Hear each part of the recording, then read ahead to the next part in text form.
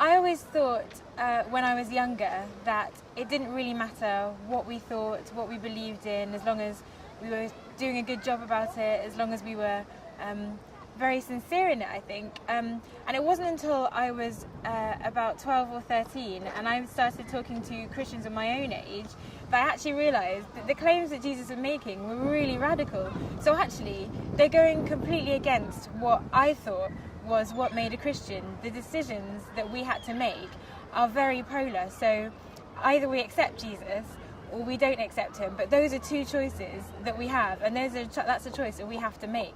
So I thought that we could just go along without making that decision, just being a good person and treating everyone else the same. But actually, it really matters, because the claims that Jesus makes, which are true, mean that we can't afford to just pass this decision by and, not make a choice about whether we're going to accept him or not. Well, I was brought up in a Christian home, so both my parents were Christians. That meant that I was brought up just reading the Bible and saying my prayers before I went to bed, which is something that I just always did without really questioning. It was something that I did because my parents wanted me to do it, and so I thought that was what made me all right with them, and that's what made me all right with everyone else. And I went along like that, just in my kind of routine, until I was a bit older, and I went on a Christian camp.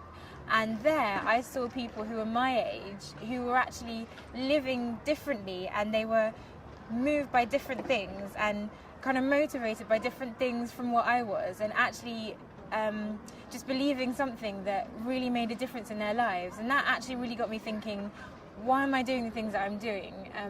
Who am I praying to? Why am I saying the things that I'm saying? What do they actually even mean? And so going on that camp was the thing that really just changed my thoughts about what I was doing and why I was doing what I was doing. So after that, I thought a lot more about who Jesus was and what the claims that he was making were.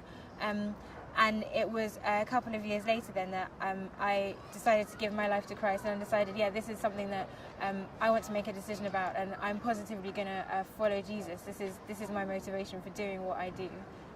And if someone asked me what to do next, if they were saying that, I agree with all the things that I've been hearing, and I do really want to be a Christian, I think it would just be a really great thing to just encourage them to just grab a Christian that they know, someone that they know, to just say, look, I want to ask Jesus now to just be king of my life, which sounds like quite an alien thing, but basically it's just praying to God and saying, I realise that I've just turned away against you. I haven't wanted to go your way, and now I want to. So I want to follow Jesus. I want him to be king of my life, and I want to live under him. So it's just praying a prayer like that with someone who you know is a Christian, and just really speaking to people about just learning more about this gospel. And just the more that we learn, the more that we know how to live for him, because it's something that is a lifelong thing.